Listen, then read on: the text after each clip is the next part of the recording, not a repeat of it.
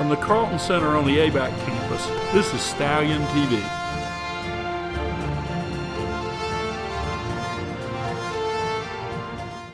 Welcome to Stallion TV from Abraham Baldwin Agricultural College.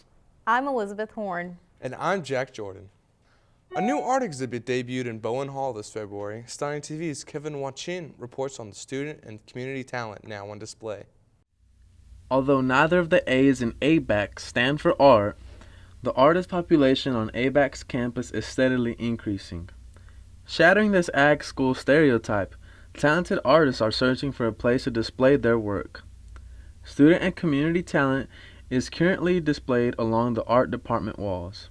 Donna Hatcher, the ringleader for this exhibit, tells us about her piece in the art display. This piece right here is called Residue. I think I made it in 2014, and of all the pieces that I've made, I keep this one up because it's really detailing what I'm going through as a person and an artist. I'm struggling with hoarding, and some of the things that really affect me and make me either less or more of a person is the fact that I have diabetes. So in all of these residue pieces, you'll have some evidence of the fact that I'm working with diabetes and I'm trying to deal with it and be a good professor and not have my blood sugar go too high or too low. The exhibit hosted pieces from students, professors, and local artists. Alright, so this piece is Tree of Ages. It's actually something I've been working on for the past few months. It's kind of a weird experiment because there's all different kinds of paint happening in there. I bet you guys can't guess what my favorite color is. Definitely always driven to make these like really loud electric blues, because there's something strangely magical about that, and this is definitely a very whimsical sort of illustration. Exhibitors of any age can enter a piece, and a panel of judges choose which pieces qualify to be displayed. Several students shared pieces they were proud of. So this is my Coca-Cola piece. It ended up being my final project for painting last semester, and I just really had fun doing it. Art to me, it's almost like a way of life. It's just something that you do without even realizing you're doing it. Okay, my piece is called Illuminated Night. I did it in computer arts and it's like made in Photoshop. It's actually a picture of Adele. Whether a hobby, a career, or a means of expression, events like this help the artistic community flourish. These creative souls have a passion for art, a craft that, thanks to students, professors, and the local art community, will never die. The exhibit hopes to inspire and encourage new applicants to turn in their art piece. If you have any art piece that you would like to submit, be sure to keep an eye out for the art show this fall. Advertisements will be placed on the ABAC website as well as Stallion newspaper. This is Kevin Wachin with Stallion TV. The exhibit will close on March 1st, but the gallery is open all day. Students and staff had a chance to get a taste of what ABAC was all about at the Sweetie Pie Baking Contest held last week in the Ag Science Building. Stallion TV's Tanner Anderson reports. ABAC students rushed the Ag Science Building this past Tuesday night on February 16th with a sweet tooth and ready to get stuffed. It's my mom's recipe that was passed down to me, but I can't tell you what's in it. Oh, it's a lot of fun to make. Do you enjoy cooking? Every now and then, but mostly I like simple recipes. I've tried a lot of them. My favorite was Ashton's cookies. They were really good. They were like professional. It was awesome. My second favorite were Jacob's Valentine's Day cookies, which were also really good. From milk and cookies to cakes and pies, the judges were in for a real treat. I got the People's Choice Award, and I baked the apple dumplings. I got the recipe for the apple dumplings on Pinterest. When I have time, I do. I normally cook supper at ABAC Place, and then it turns out really good. I tasted as many as my stomach could handle. What was your favorite? The hummingbird cake. That was my favorite, yeah.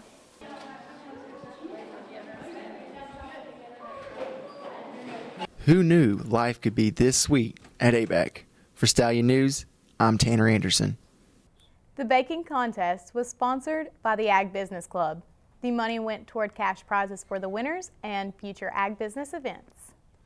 Singing has always been a part of 4-H, and in Moultrie, singing is part of the future of 4-H too.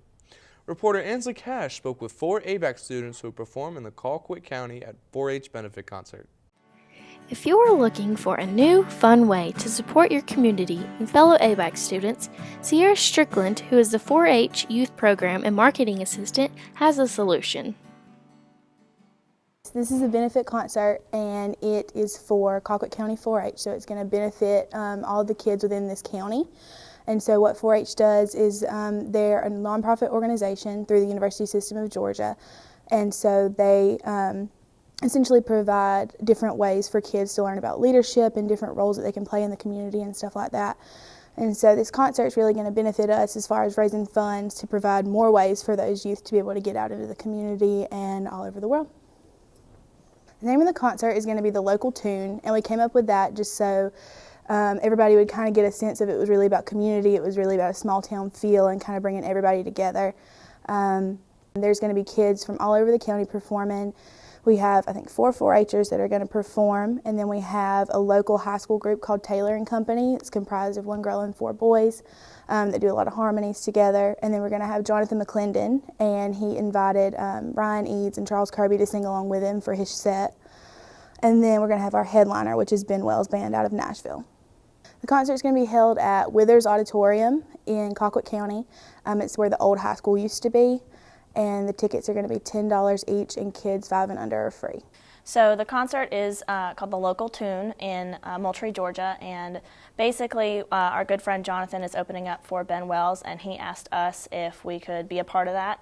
So he and I are doing a couple songs with some harmonies. The majority of the set is some cover songs, but there are a couple of Jonathan's own songs that he's written. One of them is already out on YouTube. It's Where the Start Is, and I know a lot of people know that song, so that'll be exciting to see some people sing to it. Yeah, I'm using this concert to help get my name out there better. I have a YouTube channel with Jonathan McClendon Music, if people want to follow that, and Twitter and Facebook. Just type in my name and I'll pull right up. I can still feel my head on your shoulders, and hoping that all would never be over. I haven't seen you in ages. Once again, the 4-H benefit concert will be held in Moultrie, Georgia in Withers Auditorium at 7 p.m. on March 12th. This is Ansley Cash reporting for Stallion TV. Great to see ABAC students getting involved for such a good cause in our community. If you'd like to know more about the 4-H benefit concert, please contact Sierra Strickland. The African American Male Initiative and Brother to Brother hosted a fashion and talent show at Howard Auditorium this month. Students gathered both to celebrate their individuality and to express their culture and heritage. The event featured choreographed dancing and singing showcases. It was a great time for everyone involved. The night came to a close as the students stood in solidarity on stage to show that beneath the fashions, they are more than what they appear. Our next story may not be suitable for all audiences. That is, if you have a fear for slithery little reptiles. We'll be right back with more Stallion TV. Established in 1908 and located on over 400 acres of the South Georgia countryside, Abraham Baldwin Agricultural College offers high-quality programs that are both industry-led and student-focused. The roots of agriculture run deep at ABAC. Professors with industry experience engage students in small class settings and on our working farm, where hands-on learning prepares them for successful careers. ABAC is the destination for tomorrow's ag leaders. The library became a convention of Slytherin this month, and it wasn't a Harry Potter read-along. As Devontae Bailey reports, these snakes were real. So you heard of snakes on the plane, and maybe even snakes on the train, but snakes in the library? Dr. Vanessa Lane, a professor here in the ABAC's Yao building, is going to give us the tale of her journey to ABAC. So my official job title is Assistant Professor of Wildlife Ecology and Management here at ABAC, but I'm also a Certified Associate Wildlife Biologist through the Wildlife Society. And what that means is basically I am a wildlife biologist, which is a scientist. A lot of people are surprised that people who conduct wildlife research are actually scientists, but it's very math heavy, very English heavy, and we do conduct peer-reviewed, publishable work. Professionally, I actually don't work that much with reptiles. I actually don't have any peer-reviewed literature published about reptiles and amphibians. However, I am the state moderator for the state of Georgia for a website called herpmapper.org.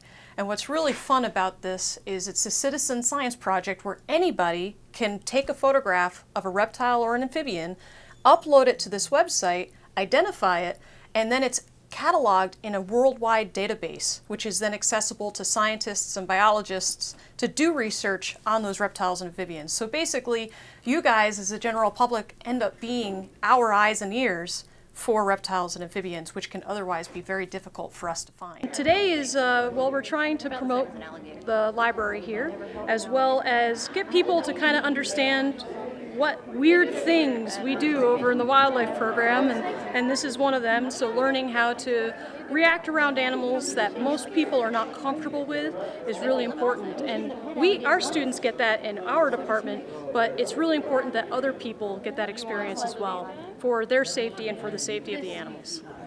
And I also teach ornithology. I teach forest recreation and ecotourism and several other courses as well. And then I also I advise the wildlife club here on campus, and we do a lot of stuff that isn't necessarily direct classwork teaching, but we go out and we have a good time. We do land management, we volunteer, and this club is open to anyone on campus.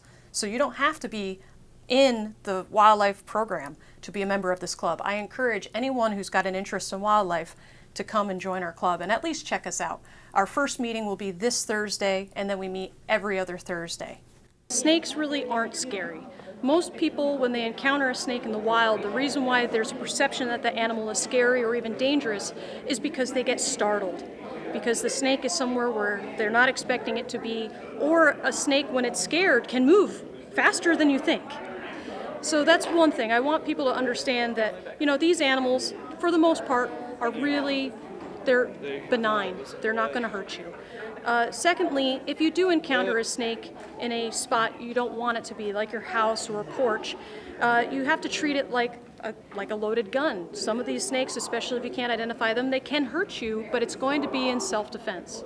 So as long as you don't threaten that snake won't threaten you, and you can safely remove that snake, and we went over some methods of that today. And lastly, just to encourage the appreciation of animals that some people just may not have ever had experience with before. And in a controlled environment like this, with captive bred animals that are used to being handled, it's a nice, safe way to get people introduced to something that they may be afraid of. I'm Devontae Bailey, reporting for Stallion TV. Snakes in the Stacks was just one way Carlton Library is trying to generate more interest in books. This week, the library featured discussions about Georgia authors. Tifton is being offered a once-in-a-lifetime showing of artist Lamar Dodd's Rare Hearts series. Dodd said his artwork is dedicated to giving thanks for our lives and to those who help us. Stallion TV's Alexander Geiger reports. With every beat of the heart is proof that we exist, proof that we are alive, and proof that we can love. But it's also proof we're one beat away from dying. Lamar Dodd acknowledges this truth as he's sad and watches his beloved wife go under the knife for open heart surgery. Thanks to Bill Island, director of Georgia Museum of Art, and Polly Huff, assistant director, the event is now available to people for a short time only. Lamar Dodd is someone whom I do admire very much. I wrote a book on him. And this exhibition of Lamar's work is really very interesting that it is here in Tifton, because the man who has collected the works that are here is actually from Fitzgerald, which is close to here. And he is a graduate of ABAC as well. Lamar was trying to interpret the moment that the heart stops and what that means, and he does so in a spiritual way. Lamar's Heart series is ultimately to pay homage to the doctors who help aid us to continue to live and give us many more precious memories to hold and cherish. The Lamar Dodd pieces, he's sharing a very intimate event for him in his life, and which was his wife getting ill and his wife being operated on. So he's just putting that out there, which, you know, that's a health-related issue. People are not that free with that information. So the same thing happened, I noticed, with the student art. When the students at ABAC shared their pieces, there were stories told that went with the pieces. One student talked about getting a cochlear implant and hearing her mother's voice for the first time. I mean, that's such special information that I just felt very fortunate that students were able to share with us in this exhibit. And after I had my breast cancer, I decided, with Donna Hatcher's urging, to express the pain that I was experiencing after that event on canvas. So I built the canvas you see behind me and stretched the canvas over it and did everything to prep it. And that is an expression of nerve damage, and also you can say bad tissue being removed and life is coming back. The blood, the red, the blue is the sick tissue that was removed from the body. So it is important to me to be included in a medical themed presentation. I did a painting called Parasite Phantoms. It was a dedication to the dogs that I have lost due to heartworms. It is a big deal when it comes to having pets and seeing them more as family. It gives me great pleasure to walk around this space and see all of my student works in this space, in a museum, properly framed, away from the studio, alongside the works of the master Lamar Dodd. And I don't know how much better it can get for a student to be showing with the master right in our community. So my hat is completely off to Polly Huff for making this happen. And I hope that everybody will come out and support this event because it's beautiful. The thing about arts is not that it keeps us alive, but it connects and binds us all. I'm Alexander Geiger reporting for the Stallion. The Heart to Heart Art Show will be continuing until April 4th. Stallion Day in February attracted more than 100 high school students from around the region. They all came to ABAC to tour the campus and see what the school offered. Here are some of the reasons why they now want to go to ABAC. With students from all over Georgia and neighboring states coming to ABAC for Stallion Day, we interviewed a few of them to ask what they thought about the school and why they were coming here. I'm from Dublin, Georgia. Dublin? And what makes you think about coming to ABAC? A couple of my friends go here. It feels like home when I come here. It's really small, like my town, and I love it. It's great. What would you major in if you came here? I want to major in nursing, and I also want to minor in ag business. It's just the best for what I want to go into, and it's small, and it's just a great place to be around. What are you interested in majoring in? Wildlife. Have you had any previous experience with ABAC? I came here for a natural resource conservation workshop back in, I think, 2013, and that's where I fell in love with ABAC at. You know, we got a pretty good wildlife society today. Yeah, I've been looking around for it, but I haven't seen it.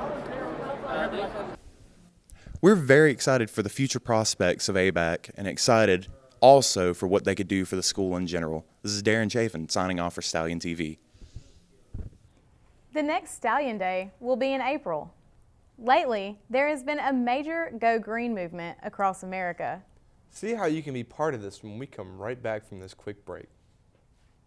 Established in 1908 and located on over 400 acres of the South Georgia countryside, Abraham Baldwin Agricultural College offers students a high-quality, personal college experience in a safe, caring environment. A true destination college with small class sizes, dedicated faculty, and an innovative approach to learning, ABAC delivers programs that are both industry-led and student-focused. Learn more today about Abraham Baldwin Agricultural College. College done right. ABAC will be going green with its ABAC Recycling program that's coming in the fall. This means the price of tuition could be lower. Kyle Sides has more. Recycling. We've been doing it for years. We've all heard of the term, go green. But what if going green meant more money for ABAC and lower tuition for ABAC students? ABAC Recycling is an opportunity for ABAC to literally help the environment, help the community, help students gain work experience, and it is also a cross-functional type of approach to education. So we're going to involve folks from communications, from chemistry, from biology, business students. It'll be a cross-campus initiative so that Sodexo, who runs our plant operations, our cafeteria, they would be involved, so that it's fairly wide-ranging. There are a lot of benefits from this. One is the primary one would be where students actually have an opportunity to grow through their academic career by practicing the stuff that they're being taught in the classroom. Beyond that, it'll help clean up the environment. There are some environmental issues most people are not yet aware of. For instance, the Tift County landfill only has 5 years or less left on its permit.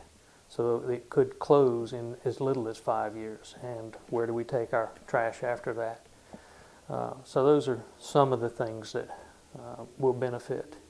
The school could eventually set a standard for recycling in the country. If we can get up, there are a number of colleges now that have about a 90% recycling rate. And I would really like to see ABAC achieve that, so we could set a standard for the community of Tifton and Tift County. And if we can do that, if the county and city can do that, then we're talking world class. We're talking the level of Austin and some other major recycling cities, governmental agencies. Potentially we could make an impact on the region, so we're looking at all the contiguous counties, helping them. 2 counties don't even have landfills right now. They have to transport their landfill waste into another county. Sometimes it's an hour or 2 drive to have that taken care of. Also, one of the financial benefits is that Tifton and Tift County would not have to close the landfill and pay to do that. Recycling in many ways benefits the city of Tifton, but also the agriculture industry. Right now, worldwide, about 30% of all crops planted are not used. They're not used for human or animal food. They go into landfills.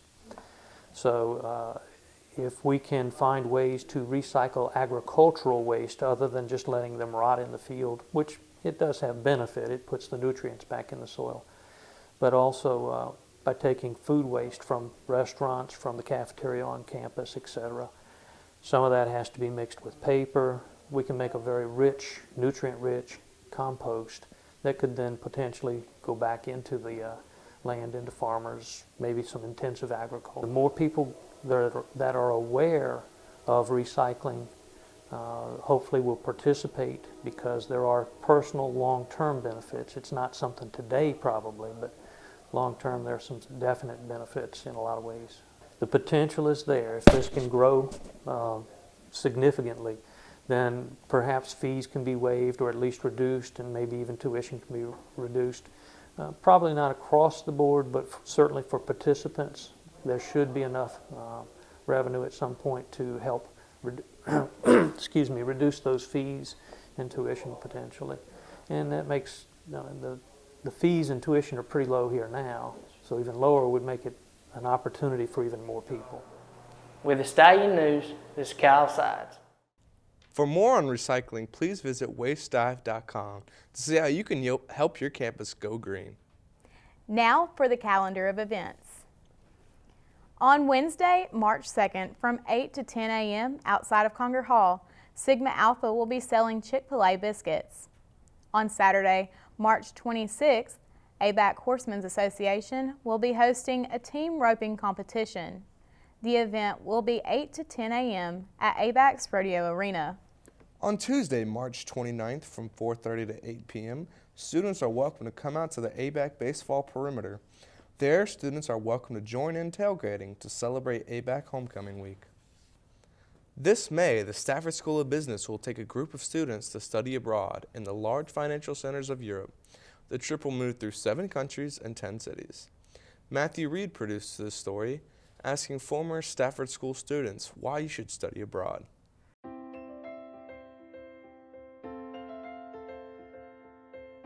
I think there's a lot that can be learned in the classroom, but what I really love about them studying internationally is that they get to apply what they've learned. It's really more experiential.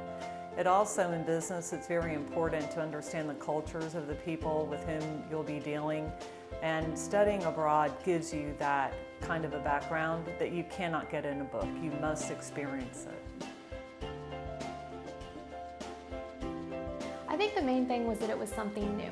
I had never been international, I had never had an opportunity like this, and I knew that the best way to just grow as a person, discover things about what I wanted to do in business, was to get out of my comfort zone and try something new. So I jumped at the opportunity when they offered it. So it was a great opportunity for me to go overseas and to meet other people and to meet people who did business in different ways, and to see how relationships are formed and kept in a different country. It was definitely a life-changing experience. I mean, we were immersed into another culture that was different from what I was used to. So we were at a cafe and she said, "You guys must be Americans." And I said, "How?" She said, "Because you smile all the time." And I said, "Oh, that's so very nice." I think that one of the most important things that they can learn from studying abroad is that, number one, it's exciting to go abroad. It's not scary. They can learn a lot of things they cannot learn if they don't leave the country, and they'll experience people in a whole new way. Well, we live in a very competitive world, and in order to gain an edge on other applicants when you're applying for a job, one of the things that employers look for is experience working with a diverse set of people. The world is much bigger than South Georgia, and it's much different out there. And you can read about that in a textbook all day long, you can have people tell you, but until you step out of your comfort zone and you experience that, you really truly don't know what it means. At the age that we are now, between the 18 and 23, 25, don't say no. Never say no, because you're young. Live your life. Go have fun, explore, do new things, go to Paris, go just live. And I would definitely say yes, definitely do it. Don't even hesitate.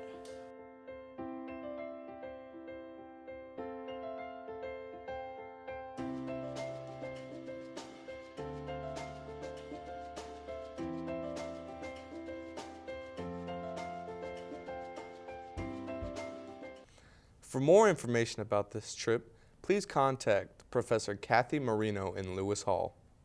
Pegasus has hosted their first open mic night of the year. Here is Jack Jordan with the details.